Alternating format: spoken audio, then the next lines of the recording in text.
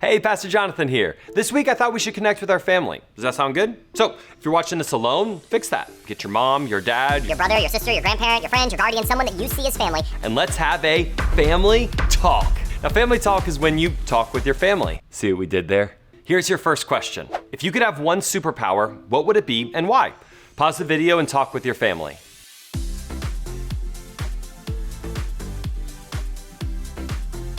Next question. If you could have any animal as a pet, what would it be and why? Adults, make sure you're answering these questions too.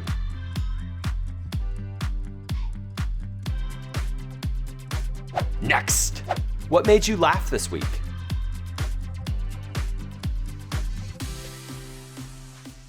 Final question. Is there anything right now that you feel scared, anxious, or sad about? By the way, everyone feels sad or scared or anxious sometimes, so make sure that everyone answers this question.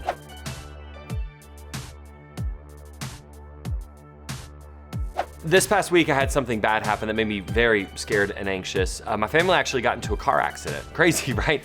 Especially because my wife is pregnant and my kids are all under the age of 5.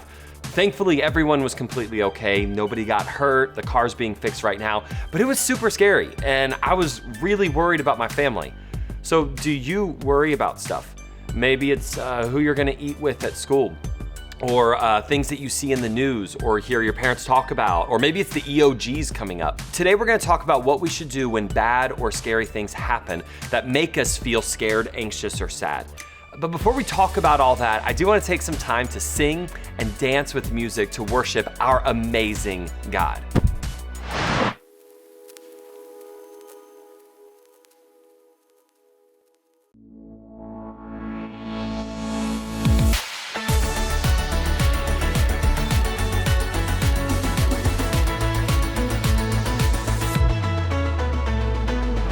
You make the darkness run and hide. You bring the broken back to life.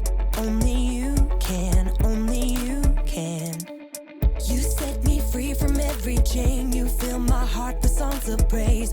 Only you can, only you can. Jesus, you're the only reason that I'm even breathing. I am wide awake.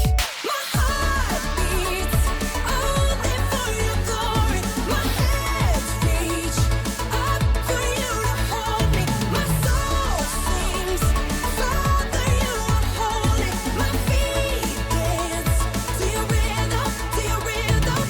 Every beat is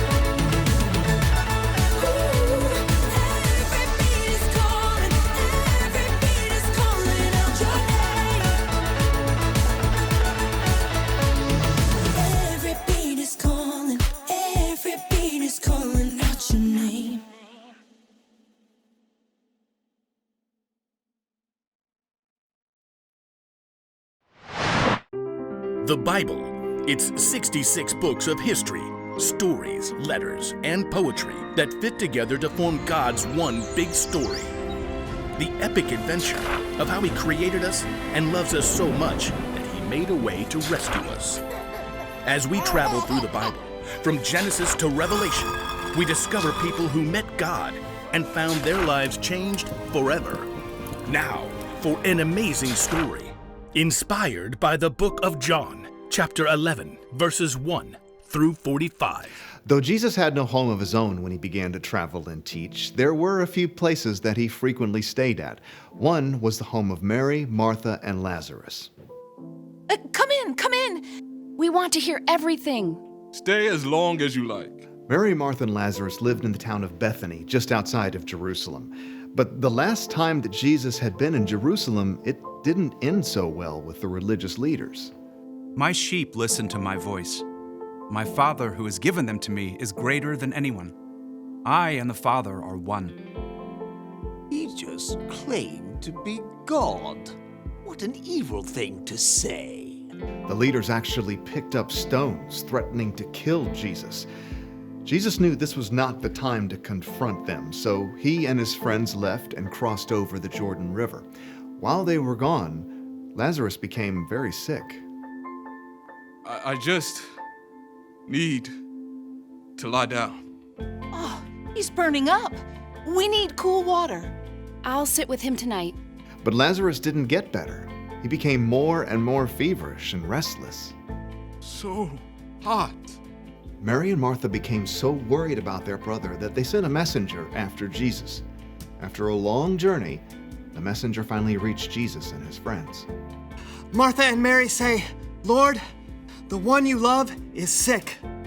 Jesus turned to his friends. This sickness will not end in death. No, it is for God's glory. God's Son will receive glory because of it. Perhaps Jesus' friends thought he would just heal Lazarus from a distance, but 2 days later, Jesus told his friends, Lazarus is dead. Wait, what? For your benefit, I am glad I was not there. Now you will believe. But let us go to him.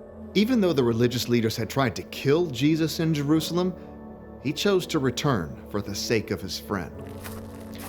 When Jesus and his friends at last neared Bethany, they were quickly spotted by the men and women who had come to comfort Lazarus' sisters. Martha, Mary, Jesus is here. If only he had come earlier. I have got some things to say to him. Martha leapt up and ran to meet Jesus outside the village. Lord, I wish you had been here. Then my brother would not have died.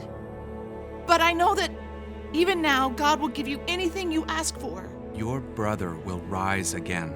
I know, when people are raised from the dead on the last day. Martha, I am the resurrection and the life. Anyone who believes in me will live, even if they die. And whoever lives by believing in me will never die. Do you believe this? Yes. I believe you are the Messiah, the Son of God who is supposed to come. Jesus nodded and looked past her. Where is Mary? Martha raced back to get her sister. The teacher is here. He's asking for you. Mary couldn't stop her tears, but she got up and hurried to meet Jesus, followed by her family and friends. When she reached him, she fell at his feet. Lord, I wish you had been here. Then my brother would not have died. Jesus saw her tears and the deep grief of the others around her, and his own spirit became very sad. Where have you put him? Come and see, Lord. As Jesus followed the crowd, his deep sadness overflowed into tears, and everyone noticed. See how much he loved Lazarus? Maybe. He made a blind man see. Couldn't he have showed up sooner and kept Lazarus from dying? Soon, the group reached the cave where Lazarus' body had been laid. A large rock blocked the entrance. Take away the stone. But Lord, he's been in there 4 days. By now, there's a bad smell. Didn't I tell you that if you believe, you will see God's glory? Martha swallowed hard and nodded to several of the men standing nearby. Go ahead. The men braced themselves and shoved hard against the stone. The wide mouth of the cave gaped open. Jesus stood in front of it and then looked up to heaven. Father, I thank you for hearing me. I know that you always hear me. But I said this for the benefit of the people standing here. I said it so they will believe that you sent me. Then Jesus bent down and called loudly into the tomb. Lazarus, come out! For a moment, they heard nothing. And then, impossibly, they heard rustling. Lazarus stumbled out of the cave. Lazarus!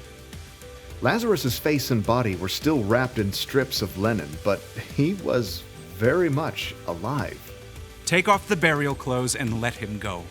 Swiftly, Lazarus's friends and family unwrapped the strips of linen. Where am I? Jesus? Mary and Martha hugged their brother, laughing and crying. You're alive! You died. Jesus brought you back to life.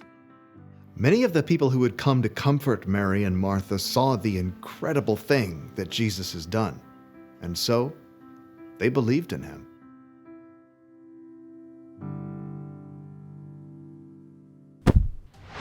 When I was a kid, I thought that reacting to bad things by feeling sad or anxious or scared was wrong, and that I needed to fix it. Like, I needed to trust God more or, not feel that way, and that I needed to be happy all of the time. But then I read the story of Lazarus from the Bible, and one verse just jumped out at me. Jesus wept.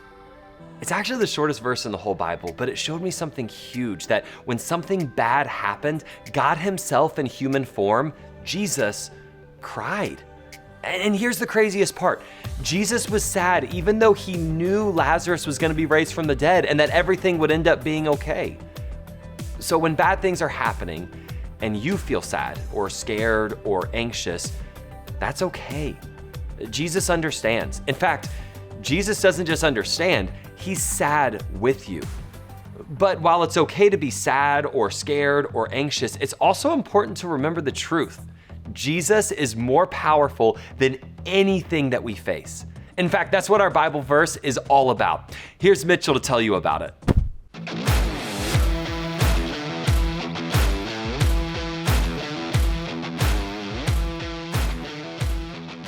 Oh yeah! You guys know what time it is. It's time for our Bible verse. Bible verse. Bible verse. Bible verse. Woo! Let's go! In this world, you will have trouble. But be encouraged, for I have won the battle over the world. John 16:33. Let's go! Woo! Oh yeah. You guys ready to do it with me? Are you ready to do it with me? Are you guys ready to do it with me? Come on, MecKidz, here we go. In this world, you will have trouble, but be encouraged, for I have won the battle over the world. John 16:33. Let's go! Woo! Oh yeah! Let's go! Bible verse, Bible verse, Bible verse. Bible verse, Bible verse. In this world you will have trouble, but be encouraged. Jesus has won the battle over the world. What that verse means is that this life and this world is not all that there is. We have a heaven to look forward to, where there is no war or anxiety or hurt or pain or death or evil. No one is mean or lonely in heaven. And one day, if you believe in Jesus, you will be there. Well, this month we're gonna learn how Jesus won the battle over the world so that we could have this hope of heaven. But for right now, when you feel sad or scared or anxious, it's okay. Feel those feelings. Talk to your family about them. But more importantly, pray and talk to Jesus about them. He understands. And then remember that if you believe in Jesus, you have heaven to look forward to, where Jesus has already defeated all bad things and nothing bad will ever happen again. Do you believe that? I do. And that hope carries me through everything that I face here on earth. I'll see you next week. Sometimes things are out of my control. And sometimes I don't understand why the rolling thunder rolls. But when the rain falls from the sky, the grass turns green, the flowers bloom, and I stop asking why.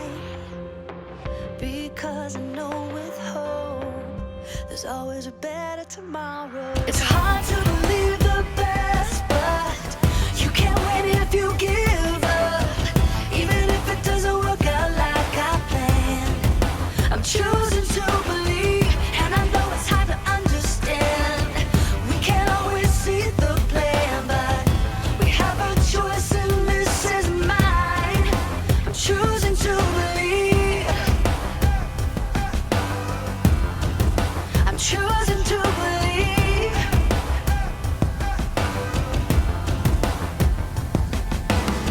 When hard things start to come my way, and when it's hard for me to see a brighter day, then I see a rainbow in the sky. I can feel the love around me.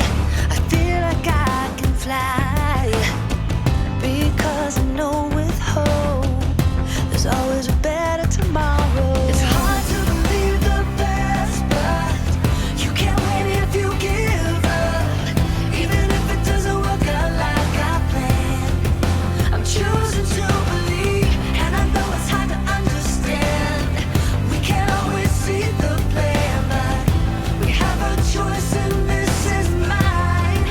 I'm choosing to believe. It's hard to believe the best, but you can't win if you give up.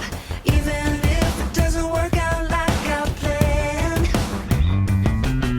I know it's hard to understand, and we can't see the bigger plan. We have a choice, and this is mine. Sometimes things are out of my control, and sometimes I don't understand why the rolling thunder rolls. It's hard to